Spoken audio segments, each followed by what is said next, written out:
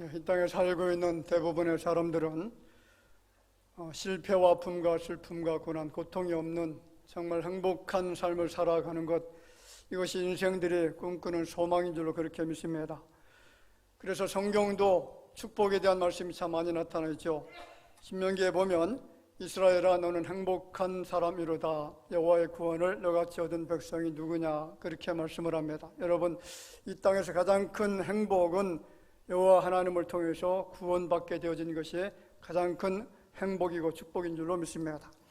인수기에서 보면 그들이 이같이 내 이름으로 이스라엘 자손에게 축복할지니 내가 그들에게 복을 주리라, 그렇게 말씀을 하시기도 하시고요. 그리고 내가 그들에게 복을 주게 하여 그들을 떠나가지 않겠다라는 말씀도 있습니다. 여러분, 복을 주시겠다라는 것은 하나님의 약속인 줄로 믿습니다. 아무에게나 주는 복이 아니죠. 하나님께서 택하신 사람들, 하나님의 사랑을 입은 사람들에게만 주시는 은총이고 축복입니다. 우리가 잘 알고 있는 창세기 16장 4절 말씀에 보면 내 자손을 하늘의 별과 같이 번성하게 하며 이 모든 땅을 내 자손에게 주리니 내 자손으로 말미암아 천하 만민이 복을 받으리라. 자, 복을 우리가 받을 뿐만 아니라 너를 통해서 축복의 통로가 되게 하시겠다라는 것이 바로 하나님의 약속입니다. 여러분, 하나님의 계획하심은 인생들의 복된 삶을 살아가는 것인 줄 믿습니다. 모두가 평화와 자유와 안전한 가운데 풍요와 그리고 풍성함을 누리면서 살아가는 것, 이것이 하나님이 바라시는 소망입니다. 자, 그런데 여러분, 오늘 주시는 말씀은 하나님이 주시는 놀라운 축복을 경험하는 것이 아니라 우리 인생들이 잘못된 죄악으로 인해서 당하는 아픔과 좌절과 절망과 그리고 사망에 대한 말씀이 나타나 있다는 거죠. 사실 대부분의 목회자들은 축복의 메시지를 전하는 것을 굉장히 좋아하지 않습니까? 이왕이면 은혜스러운 설교, 하나님의 사랑에 대해서 설교하는 것을 참 좋아합니다. 하나님의 긍휼과 풍성함에 대해서 이야기하기를 좋아하죠. 그런데 여러분, 성경을 한쪽 눈을 통해서만 보면 하나님의 사랑과 은혜와 자비와 긍휼만 보이는데 또 다른 눈을 뜨고서 바라보면 하나님의 진노와 하나님의 심판에 대한 말씀들이 나타나 있다는 거죠. 그래서 하나님의 속성을, 사랑의 속성과 공의의 속성이 두 가지가 있다라고 성경은 밝혀주고 있습니다. 자, 결론부터 말씀드리면 이스라엘 백성들이 하나님을 향한 악한 말과 불신앙 때문에 20세 이상 되는 이스라엘 모든 백성들이 광야에 갇혀서 거기에서 소멸되기까지, 죽기까지 하나님의 심판이 임했다라는 사실을 오늘 말씀은 우리에게 밝혀줍니다. 자, 그렇다면 오늘 말씀은 여러분 듣기에 달콤한 말씀, 정말 은혜스럽다라고 느낄 만한 말씀은 아닌 것 같습니다. 소망이 넘치고 기쁨이 차고 넘치는 그런 말씀은 아닙니다. 그런데 여러분, 오늘 주시는 말씀을 통해서 여호와 하나님께서 어떤 속성, 어떤 성품을 가지고 계신지 이것을 발견하게 되어질 때 그 말씀이 은혜가 될 줄로 믿으시기를 주의 이름으로 축원을 드립니다. 자, 첫 번째로 드리고 싶은 말씀은 하나님께서 이스라엘 백성들에게 주신 약속의 말씀이 있었다는 거죠. 오늘 본문과 연결되는 말씀인데, 여러분, 하나님이 당신의 택한 이스라엘 백성들에게 어떤 약속의 메시지를 주셨는지 아십니까? 그 말씀이 출애굽기 3장 8절에 나타납니다. 이렇게 말씀하죠. 내가 내려가서 그들을 애굽인의 손에서 건져내고 그들을 그 땅에서 인도하여 아름답고 광대한 땅, 젖과 꿀이 흐르는 땅, 곧 가나안 족속, 헷 족속과 아모리 족속과 브리스 족속, 히위 족속, 여부스 족속의 지방에 데려가려 하노라. 여러분, 누가 누구에게 주신 약속인지 아시죠? 그렇죠. 전능하신 하나님께서 약속의 백성, 택한 당신의 백성들에게 주신 약속의 말씀인데, 내가 젖과 꿀이 흐르는 가나안 땅, 그 땅에 너희를 데려가겠다, 인도하겠다, 그 땅에 들어갈 수 있도록 허락해 주겠다. 여러분, 하나님이 친히 그 백성들에게 언약했다라는 겁니다. 그런데 이스라엘 백성들이 그 땅에 들어가기 전에 그 땅을 정탐하고자 하는 생각이 들어갑니다. 그 땅에 살고 있는 사람은 어떤 사람들인지, 키는 얼마나 큰지, 그들이 살고 있는 성은 얼마나 튼튼한 성인지, 그리고 어느 길로 가야 그들과 싸워서 이길 수 있는 전략적인 요충지가 되는지, 이런 것들을 정탐하기 위해서 각 지파별로 한 명씩 12명의 정탐꾼을 선별해서 정탐꾼을 파송했다는 거죠. 자, 그런데 여러분, 이스라엘 백성들이 모세에게 그 땅을 정탐할 수 있도록 요청하는 내용이 신명기 1장 22절 말씀에 나타나죠. 이렇게 말씀을 합니다. 너희가 다 내 앞으로 나와 말하기를 우리가 사람을 우리보다 먼저 보내어 우리를 위하여 그 땅을 정탐하고 여러분, 누가 지금 누구에게 요청하고 있다는 거죠? 이스라엘 백성들이 지도자 모세에게 우리가 좀 정탐꾼을 파송해서 그 땅을 엿볼 수 있도록 좀 허락해달라. 모세가 그들의 말을 하는 거 보니까 듣기에 좋아서 허락을 했다, 그렇게 이야기를 합니다. 그런데 여러분, 민수기 13장 말씀을 보면 여호와 하나님께서 12명의 정탐꾼을 파송하라라고 하는 그런 명령이 나타납니다. 자, 그런데 여러분, 신명기 1장의 말씀을 보면 이스라엘 백성들이 먼저 정탐꾼을 파송할 수 있도록 요청했기 때문에 하나님께서 그럼 그렇게 한번 해봐라, 그렇게 허락을 했다는 거죠. 여기에서 큰 문제가 발생했다라는 것을 우리가 좀 알 필요가 있습니다. 정탐할 필요가 없는 땅을 정탐했다는데 문제가 생깁니다. 여러분, 하나님이 주시겠다라고 약속했다라고 하면 정탐할 이유가 있습니까, 없습니까? 전혀 정탐할 이유가 없죠. 그냥 들어가서 하나님께서 하라는 대로만 하면 됩니다. 싸우라고 하면 싸우면 되고요, 그리고 그 땅에 들어가서 북을 치라고 하면 북을 치면 되는 것이고, 나팔을 불면 나팔을 불라고 명령하시면 나팔을 불면 되는 겁니다. 여러분, 하나님이 약속해 주신 것은 특징이 두 가지가 있습니다. 그 첫 번째 특징이 뭐냐면 하나님의 약속은 변하지 않는다는 겁니다. 여러분, 하나님이 우리에게 주신 약속은 절대 불변의 진리인 줄 믿으시길 바랍니다. 또 한 가지 약속이 뭐냐면 그 약속은 반드시 이루어진다는 거죠. 하나님의 약속은 반드시 성취되어질 줄로 믿습니다. 그 말씀이 열왕기상 8장 56절에 나타나죠. 거기에 보면 이렇게 말합니다. 그종 모세를 통하여 물은 말씀하신 그 모든 좋은 약속이 하나도 이루어지지 아니함이 없도다. 모든 것이 이루어진다는 겁니다. 그렇습니다. 가나안 땅을 주시겠다는 약속은 하나님께서 하신 약속이고, 백성들은 그 약속의 말씀을 믿고 영원한 불변의 진리가 되는 말씀인 것을 알고 들어가면 성취되어질 것을 알고 그냥 순종하기만 하면 됐다는 거죠. 그런데 하나님의 약속을 믿지 못하고 정탐꾼을 파송함으로 이스라엘 백성들의 불행의 단초가 되어졌다는 겁니다. 자, 그러면 정탐꾼들을 파송했다는 의미가 뭔지 아시나요? 왜 정탐꾼들을 파송했습니까?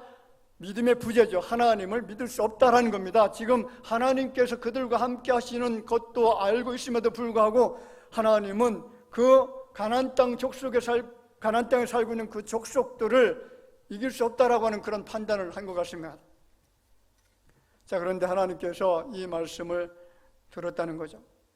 그래서 오늘 제목의 말씀이 내 귀에 들린 대로 행하리니라는 말씀이죠. 내 귀에 들린 대로 행하리니. 자, 28절 말씀 같이 읽어보겠습니다. 가장 중요한 핵심 구절인데요, 큰 소리로 읽어볼까요? 그들에게 이르기를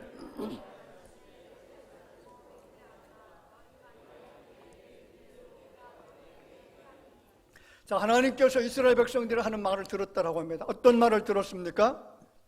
하나님의 귀에 들린 말씀이 어떤 것이기에 내가 내 귀에 들린 대로 행하겠다라고 그렇게 말씀을 하셨을까요? 그렇죠. 악평하는 말을 들었다는 겁니다. 민수기 13장 32절에 말하죠. 이스라엘 자손 앞에서 그 정탐한 땅을 악평하여 이르되 우리가 두루 다니며 정탐한 땅은 그 거주민을 삼키는 땅이요 거기서 본 모든 백성은 신장이 장대한 자들이며. 자, 이 악평이라고 하는 말을 원문에서는 히브리 원문에 보면 뒷바라는 그런 단어인데요, 이 뒷바라는 뜻이 뭐냐면 evil report라는 단어입니다. evil report, 악한 보고라는 거죠. 나쁜 보고. 자, 하나님은 10명의 정탐꾼들의 보고를 아주 나쁜 보고였다, 악평이었다라고 그렇게 판단하셨다는 거죠. 듣기에 매우 나쁜 그런 이야기를 했다는 것이고, 그 보고를 들은 사람들이 모두 다 원망과 좌절과 절망 속에 빠져버리게 되어졌다는 겁니다. 그래서 31절 말씀에 보면 이렇게 말하죠. 그와 함께 올라갔던 사람들은 이르되 우리는 능히 올라가서 그 백성을 치지 못하리라. 그들은 우리보다 강하느라. 자, 우리는 능히 올라가서 그 백성을 치지 못한다라는 뜻이 뭡니까? 그 백성들을 이기지 못한다라는 그런 말이죠. 우리가 전쟁을 하게 되어지면 그 땅 가나안 땅에 들어가면 반드시 필패할 수밖에 없다. 그래서 모두가 우리가 몰살당할 수밖에 없다라고 하는 그런 생각을 가지고 있었다는 거죠. 자, 여기 31절에 나타난 문제가 뭔지 아십니까? 31절 말씀을 자세히 보면 그 안에 누가 없는 거죠? 하나님이 안 보이는 겁니다. 지금 이스라엘 백성들과 가나안 땅 사람들과만 비교한 것이지 그 이스라엘 백성들과 함께 하셨던 하나님이 전혀 눈에 지금 보이지 않는다는 거죠. 하나님 없는 평가, 하나님 없는 판단을 지금 내렸다는 겁니다. 지금까지 동행해 주셨던 하나님, 지금까지 인도하시고 보호하시고 지켜주시고 그 백성들을 기사와 기적과 이적을 통해서 애굽 땅에서 탈출하게 하신 그 하나님, 그 하나님이 눈에 지금 전혀 안 보이는 이야기를 하고 있다는 겁니다. 여러분, 하나님은 전능하신 하나님인 줄로 믿습니다. 창세기 17장 1절 말씀에 보면 하나님이 아브라함에게 나타나셔서 나는 엘샤다이다 그렇게 말씀을 하죠. 엘샤다이가 뭡니까? 전능하신 하나님이다. 나는 전능하신 하나님이다. 그렇게 친히 밝혀주셨다라는 거죠. 여러분, 전능이라고 하는 뜻이 뭔지 아시죠? 모든 것을 하실 수 있는 분, 못하실 것이 없는 분, 모든 것을 만드시고 통치하시고 다스리시고 모든 것에 능력이 있으신 분, 그분을 향해서 우리는 엘샤다이 하나님이라고 이야기를 합니다. 여러분, 사도신경 외울 때 뭐라고 외우십니까? 전능하사 천지를 만드신 하나님을, 전능하신 하나님이라고 그렇게 고백하잖아요. 하나님 아버지를 내가 믿는다라고 고백하지 않습니까? 어떤 하나님이라고요? 전능하신 하나님이죠. 전능자는 못할 것이 없는 줄로 믿습니다. 전능자는 인간의 한계를 초월합니다. 전능자는 인간이 상상할 수 있는 범위를 넘어섭니다. 전능자는 인간의 수학적 계산과 상식적 판단을 넘어 계신 분이십니다. 그 전능자는 시간에 갇혀 있는 분이 아니시죠. 시간의 제약을 받는 분도 아닙니다. 그 전능자는 공간에 갇혀 있지 않습니다. 여러분, 시공간을 초월해 계신 분, 그래서 그 전능자여 하나님을 향해서 우리는 초월자라고 말씀을 하는 겁니다. 모든 것에 초월해 계신 분이시죠. 그 이름은 전능자 여호와 하나님, 엘샤다이 하나님인 줄로 믿습니다. 그런데 여러분, 아이러니컬하지 않습니까? 지금까지 하나님은 이스라엘 백성들 앞에서 전능자 하나님으로 나타내 보여주셨죠. 많은 기사와 기적과 이적을 보여주셨습니다. 10가지 재앙을 애굽 땅에 내려준 사건은 전무후무한 사건이었습니다. 사람들이 경험할 수 없는 그런 기적을 보여주셨죠. 홍해가 갈라지는 것 여러분 경험해 본 적 있습니까? 아무도 경험해 보지 못한 일을 하나님 행해 주셨잖아요.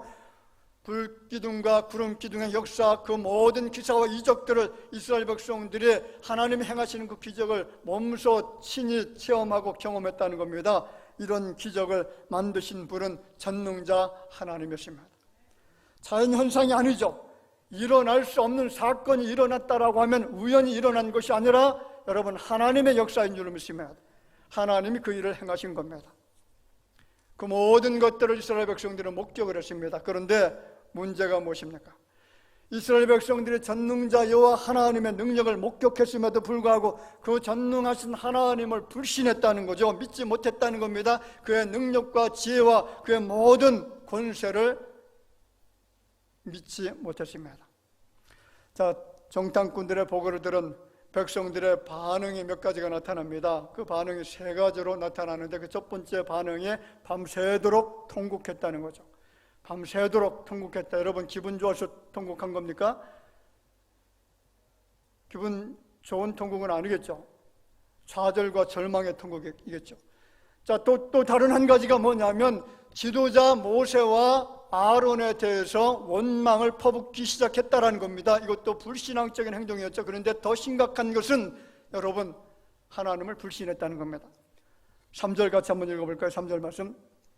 어찌하여 여호와가 우리를 그 땅으로 인도하여 칼에 쓰러지게 하려 하는가? 우리 처자가 사로잡히리니 애굽으로 돌아가는 것이 낫지 아니하랴. 자, 여러분 첫 번째 통곡은 사람의 이름도 부르지 않았습니다. 그냥 너무나 괴로우니까 자신들이 답답하니까 가슴을 치면서 밤새도록 울죠. 그 다음에는 사람의 이름을 부르면서 원망합니다. 모세와 아론의 이름을 부르죠. 그런데 여러분 세 번째 더 심각한 문제가 뭔지 아시나요? 여호와 이름이 직접적으로 거론되어졌다는 거죠. 여호와 하나님의 이름을 부르면서 좌절했다는 겁니다. 불신했다는 거죠. 어찌하여 여호와가 우리를 그 땅으로 인도하여 칼에 쓰러지게 하려 하는가? 이 말은 무슨 말이죠? 왜 하나님께서 우리를 이곳까지 인도해내서 끌어내서 저 가나안 땅에 들어가서 죽게 만드느냐라는 그런 원망을 지금 하고 있다는 거죠. 이 불신의 말을 누가 들은지 아시나요? 이 불신의 말을 여호와 하나님이 들으셨습니다. 그리고 하나님께서 그들을 향해서 진단을 내리시죠. 3가지 진단을 내리는데 너희들이 나를 멸시하고 믿지 않았다. 이것이 11절 말씀에 나타납니다.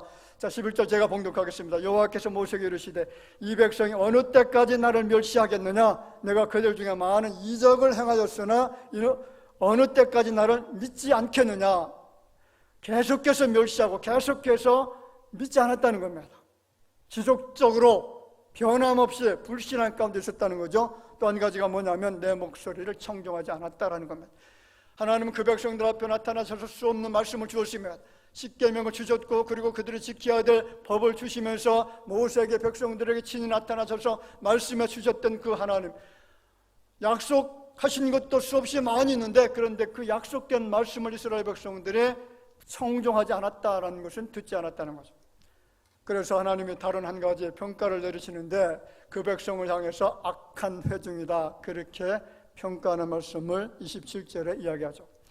나를 원망하는 이 악한 회중에게 내가 어느 때까지 참으랴. 도저히 참을 수 없을 만큼 그렇게 악한 짓을 했다는 겁니다. 자, 오늘 제목의 말씀이 뭐라고 했죠? 할렐루야. 예. 나가실 때 잊어버리지 않기를 주의 이름으로 축원을 드립니다. 내 귀에 들린 대로 행하리니. 자, 하나님께서 자신의 귀에 들린 대로 이제 행하겠다라는 거죠. 하나님께서 행동하시겠다는 것이고요. 약속의 땅, 언약의 땅을 악평한 사람들과 그 악평한 말을 듣고 함께 동조했던 그 사람들을 향해서 행하시겠다는 거죠. 그러면 도대체 무엇을 행하시겠다라는 겁니까? 무엇을 행하신지 아시나요? 그 첫 번째가 악평한 사람들 10명을 심판했다는 겁니다. 자, 37절 말씀을 제가 읽겠습니다. 곧 그 땅에 대하여 악평한 자들은 여호와 앞에서 재앙으로 어떻게 됐다고요? 죽었고. 무엇으로 죽었다고요? 재앙으로. 이 재앙이라는 단어가 킹제임스 버전 영어 성경에 보면 플래그라는 단어인데, 이 플래그라는 단어가 여러분 패스트, 흑사병을 말합니다. 무엇으로 죽었다고요? 패스트, 흑사병으로 죽었다는. 여러분 흑사병 환자 본 적은 없죠. 그런데 흑사병에 걸리면 사람 몸이 완전 새카매지죠. 완전히 새카매지면서 그렇게 죽는 아주 고통스러운 병인데 거의 다 죽습니다. 여러분 고대 사회에서 두 가지 아주 심각한 치명적인 병이 두 가지가 있는데, 그 첫 번째 병이 뭐냐면 나병, 한센병이라고 말하죠. 이 나병에 걸리면 그 사람은 신의 저주를 받은 사람이라고 해서 공동체에서 추방이 되어지고, 그리고 한 곳에 가서 사는데 평생 거기서 살다가 그냥 죽습니다. 저주받은 병이라는 거죠. 또 한 가지 병이 바로 흑사병입니다. 이 흑사병에 걸리면 이것은 그냥 저절로 자연적으로 얻어진 병이 아니라 누가 주신 병이라고요? 신이, 하나님이 주신 병이다. 그래서 저주받은 사람이다라고 해서 이 사람도 방치되어서 그냥 죽게 되어집니다. 여기 10명의 부정적인 보복을 해서 이스라엘 백성들 전체가 절망에 빠지게 했던 이 사람들이 이 흑사병에 걸려서 그 자리에서 죽었다라는 거죠. 두 번째는 악평에 동조한 사람들을 하나님 심판하셨다는 겁니다. 악평한 사람들뿐만 아니라 그 악평한 소리를 듣고, 아 그렇구나, 아 맞아, 우리가 거기 들어가면 반드시 죽을 거야 라고 동조했던 사람들, 그래서 밤새도록 통곡했던 사람들, 이 사람들도 하나님 심판하셨다는 건데, 어떤 심판을 내리시는지 29절 이하에 나타나죠. 29절 이하에 뭐라고 합니까? 너희 시체가 이 광야에 엎드러질 것이라. 같이 봅시다. 너희 중에서 20세 이상으로서 계수된 자, 곧 나를 원망한 자 전부가 여분네의 아들 갈렙과 눈의 아들 여호사 외에는 너희의 시체는 이 광야에 엎드러질 것이요 너희의 자녀들은 너희의 반역한 죄를 지고 너희의 시체가 광야에서 소멸되기까지 40년을 광야에서 방황하는 자가 되리라. 제가 이 말씀을 읽으면서요, 정말 하나님의 심판이 이렇게 엄중한가라는 것을 느꼈습니다. 보세요. 여호사 갈렙이 모세와 아론을 포함한 20세 이상의 모든 사람들을 다 합하면 몇 명이나 될까요? 여러분 장정만 60만 명이고요, 남녀노소 다 합하게 되어지면 학자들이 하면 200만에서 300만 명 정도가 된다라고 하죠. 자, 그 중에 20세 이하의 사람들을 빼고 나면 150만 명에서 250만 명 정도의 사람들이 한꺼번에 광야에 갇혀서 다 죽었다라는 겁니다. 저는 이 말씀을 수없이 보면서도 광야 40년의 기간이 하나님 연단의 기간인 줄로 그렇게 생각하고 여러분들에게 말씀을 전했습니다. 하나님을 불신하였던 그 이스라엘 백성들을 예배와 인내와 충성과 순종 과목을 이수하도록 하시기 위한 하나님의 광야 학교였다라고 그렇게 말씀을 드린 적이 있습니다. 그런데 내용을 자세히 연구해 보니까 이 광야 40년 기간의 생활은 여러분 하나님의 심판이 진행되어지는 기간이었다는 것을 발견할 수가 있었다는 겁니다. 자, 살펴볼까요? 만 20세 이상의 모든 사람들은 하나님의 진노로 어디에서 죽었다라고 하죠? 광야입니다. 자, 그 광야라고 하는 지역은 소망이 없는 땅이죠. 열사의 사막입니다. 너무 견딜 수 없는 뜨거움이 있습니다. 괴롭는 땅이고 소망이 없는 절망의 땅입니다. 단 한순간도 살 수 없는 그런 땅에서 불신앙 때문에 그 사람들이 몰살당했다는 거죠. 그 숫자가 여러분 그렇게 엄청난 숫자의 사람들이었습니다. 하나님께서 40년간 그들을 광야에 가두신 이유는 한 사람도 살아남지 못하도록 하시기 위한 하나님의 형벌이었다는 거죠. 얼마나 비참합니까? 자, 이것도 모세의 중보 기도 때문에 이스라엘 백성들이 40년 동안 생명을 부지할 수가 있었던 것이지, 만약에 모세의 중보적 기도가 없었다라고 하면 그 백성들은 그 즉시 그 자리에서 모두 다 죽었을 겁니다. 여러분 12절 말씀에 보면 이런 말씀을 합니다. 내가 전염병으로 그들을 쳐서 멸하고 내게 그들보다 크고 강한 나라를 이루게 하리라. 누가 하신 말씀이죠? 하나님 지금 하신 말씀이죠. 내가 전염병으로, 무슨 병으로? 전염병으로. 이 전염병이 바로 페스트를 말합니다. 흑사병. 자, 스마이트라는 단어가 멸하다라고 하는 그런 단어인데 완전히 진멸시키다라는 그런 뜻을 가지고 있습니다. 완전히 그들을 진멸시켜 버리겠다. 무엇을 가지고요? 흑사병, 페스트를 가지고 다 죽여버리겠다. 지금 하나님이 그렇게 말씀하고 있다는 거죠.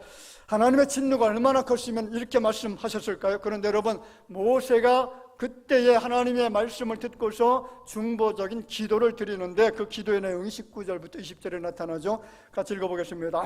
구하옵나니 주의 인자의 광대하심을 따라 이 백성의 죄악을 사하시되 애굽에서부터 지금까지 이 백성을 사하신 것 같이 사하시옵소서. 여호와께서 이르시되 내가 내 말대로 사하노라. 할렐루야. 여러분, 하나님께서 모세의 기도를 들으시고 사해 주셨기 때문에 그 백성들이 40년간이라고 하는 시간을 살 수가 있었는데, 그런데 고통스러운 그런 순간을 살아왔다는 거죠.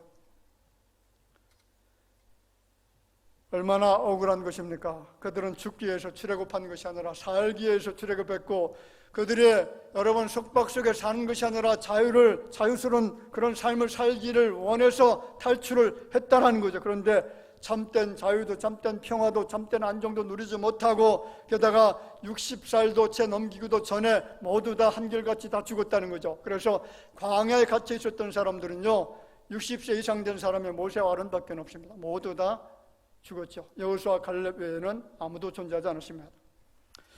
오늘 말씀을 통해 주시는 교훈이 뭐냐면 불신앙의 죄가 심각하다는 거죠.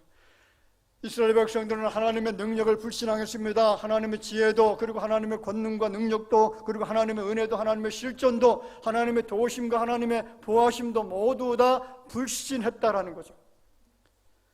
하나님의 구원을 믿지 못하는 불신앙의 죄는 아무것도 아닌 죄가 아니라 하나님의 준엄한 심판을 받게 되어지는 죄, 사망에 이르게 되어지는 죄라는 거죠.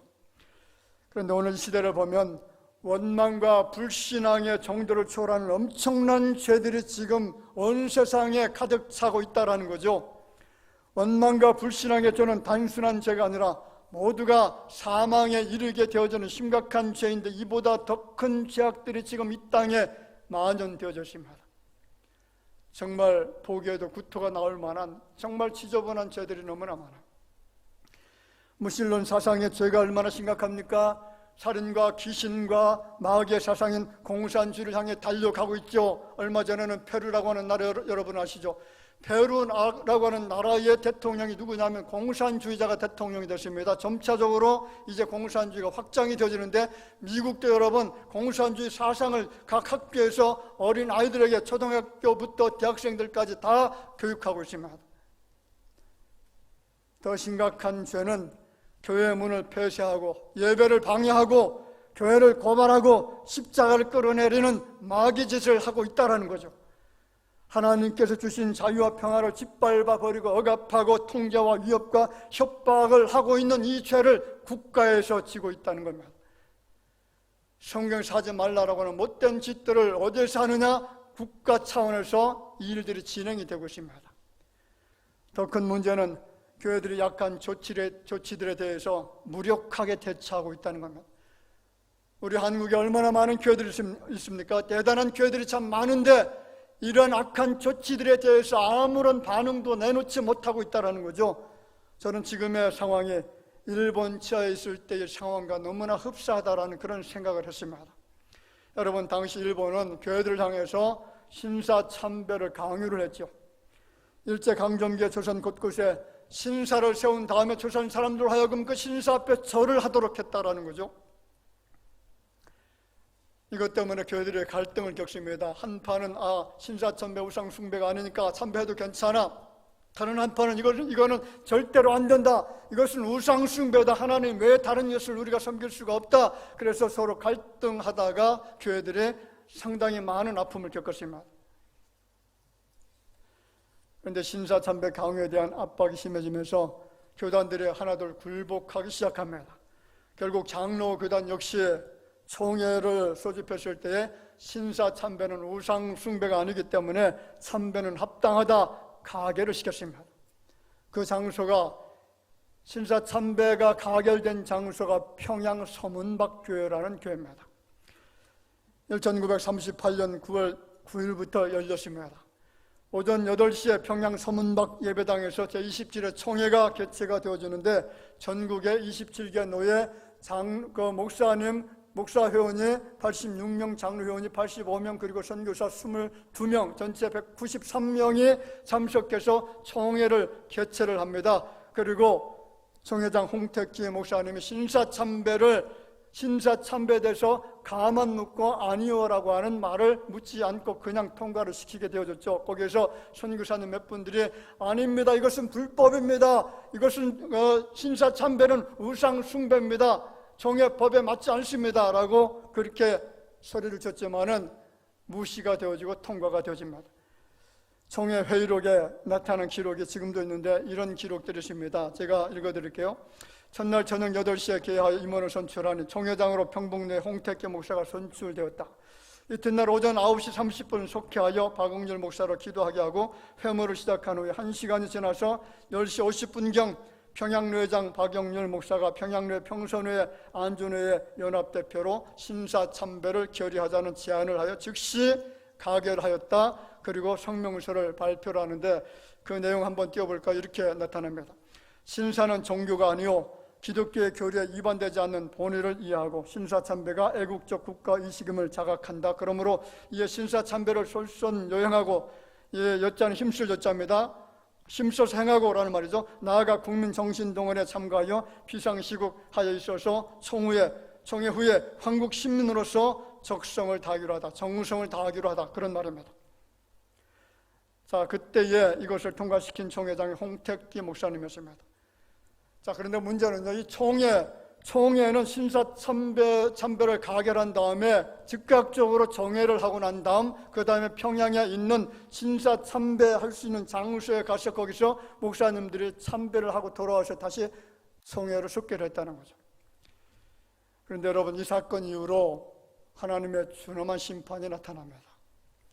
엄청난 사건이죠. 우상숭배 사건인데 어떤 사건이 나타났냐면 평양이라고 하는 지역이 완전히 공산화가 되어졌다는 거죠. 그렇게 갈망하던 해방이 찾아왔음에도 불구하고 신사참배를 통과시켰던 평양이라고 하는 지역, 거기는 완전한 공산주의자들의 소굴이 되어졌고 수도가 되어졌습니다. 70년 넘도록 고통당하는 땅, 핍박당하는 땅, 저주받은 땅이 되었습니다. 여러분, 이스라엘 백성들이 하나님의 심판을 받은 이유가 뭔지 아시나요?